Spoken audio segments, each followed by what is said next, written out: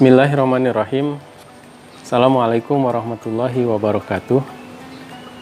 Alhamdulillahilladzi anzala sakinata fi qulubil mu'minin liyazdadu imanan ma'a imanihim. Asyhadu an la ilaha illallah wa asyhadu anna Muhammadan abduhu wa rasuluh. Amma ba'du. Teman-teman Saprahayu yang berbahagia, alhamdulillah hari ini kita masih dipertemukan oleh Allah Subhanahu wa taala. Hari ini kita akan melanjutkan ujian atau pembahasan tentang sabda Rasulullah SAW. Rasul bersabda, ittaqillah haitsuma kunta wa atbi'is sayyi'atal hasanata tamhuha wa khaliqin nasa bi khuluqin hasanin. Yang artinya, bertakwalah engkau haitsuma kunta, dimanapun engkau berada, wa atbi'is sayyi'atal hasanata, dan ikutilah setiap perbuatan jelek, al hasanata, dengan kebaikan, tamhuha, maka niscaya dia akan menghapusnya, wa khaliqin nasa bi khuluqin hasanin, dan pergaulilah manusia dengan akhlak yang baik. Teman-teman Saprahayu dimanapun berada, dari sabda Rasulullah SAW yang singkat barusan, ada 3 hal penting yang beliau wasiatkan kepada kita semua selaku umatnya, baik itu tua, muda, laki-laki, perempuan, semua kena dengan wasiat Rasul SAW tadi. Yang pertama adalah ittaqillah haitsuma kunta, bertakwalah engkau dimanapun engkau berada. Nah, ini wasiat yang agung dan luar biasa. Sebagaimana kita tahu adalah ketakwaan merupakan bekal terbaik untuk kehidupan kita. Allah SWT berfirman, wa tazawwadu fa inna khairaz zadi taqwa. Berbekallah kalian, maka sebaik-baik bekal adalah ketakwaan. Maka dengan ketakwaan, teman-teman Saprahayu, kita tidak akan merasa gelisah, tidak merasa takut dimanapun kita berada. Dan ketakwaan inilah nanti yang akan menjaga kita, menjaga manusia dari melakukan perbuatan-perbuatan yang dilarang oleh Allah. Tidak mungkin seseorang berani melakukan kemaksiatan, padahal di saat yang sama tidak ada yang melihat. Karena dia meyakini ada Allah di sana yang memperhatikan, ada malaikat-malaikat Allah yang mencatatkan. Itulah hakikat ketakwaan. Ketika sahabat Sayyidina Umar radhiyallahu anhu ditanya tentang apa itu takwa, maka beliau mengatakan, bagaimana ketika engkau berjalan di satu jalan yang di sana terdapat banyak onak dan duri, banyak halangan di sana. Maka sahabat yang bertanya tersebut menjawab, tentu aku akan berhati-hati.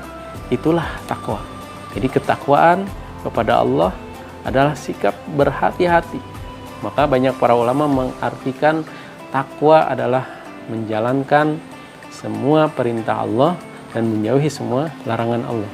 Maka wasiat Rasul yang barusan adalah bertakwalah engkau dimanapun engkau berada. Ini mengandung arti dimanapun kita, sedang apapun kita, apapun profesi kita, apapun posisi kita, dengan ketakwaan ini yang akan menjadi kunci keselamatan, kunci kesuksesan manusia tersebut. Yang kedua, teman-teman Saprahayu dimanapun berada, Rasul mewasiatkan kepada kita, wa atbi'is sayyi'atal hasanata tamhuha. Kita akui manusia sangat sering dan mudah untuk melakukan kesalahan-kesalahan. Bahkan dikatakan al-insan mahalul khata' wan nisyan. Manusia itu tempatnya salah dan dosa. Tidak ada manusia yang tidak mempunyai kesalahan, mempunyai dosa. Ya tentunya kecuali baginda Rasulullah, karena beliau dimaksum. Tapi ada solusi yang Rasul sampaikan kepada kita ketika kita suatu saat, suatu waktu terjerembab melakukan kesalahan, mungkin kemaksiatan, mungkin maka jangan berlarut-larut untuk melakukan kesalahan tersebut. Rasul mengatakan, atbi'is sayyi'atal hasanah, ikutilah perbuatan buruk, ikutilah perbuatan yang salah tadi dengan kebaikan, maka tamhuha, kebaikan tersebut akan menghapus kesalahan-kesalahan tadi. Tentu ini juga yang sifatnya tentu dosa-dosa kecil. Maka ada syariat berwudu. Dengan wudu beberapa dosa akan diampuni oleh Allah. Bahkan dikatakan sampai tetesan-tetesan yang keluar bekas wudu tadi akan menghapuskan dosa-dosa yang pernah dilakukan, kemaksiatan-kemaksiatan yang dilakukan oleh kita, oleh manusia. Maka jangan sampai kita berlarut-larut ketika terjerembab dalam satu kesalahan, dalam satu dosa. Ini kuncinya. Setiap kita melakukan kesalahan, coba langsung melakukan kebaikan yang sebaliknya. Niscaya ini akan menghapus kesalahan tadi. Dan tentu ini perlu latihan, tidak mudah. Semoga Allah memudahkan kita dengan kesadaran ketika kita melakukan kesalahan, kita segera beristighfar, kemudian melakukan kebalikannya.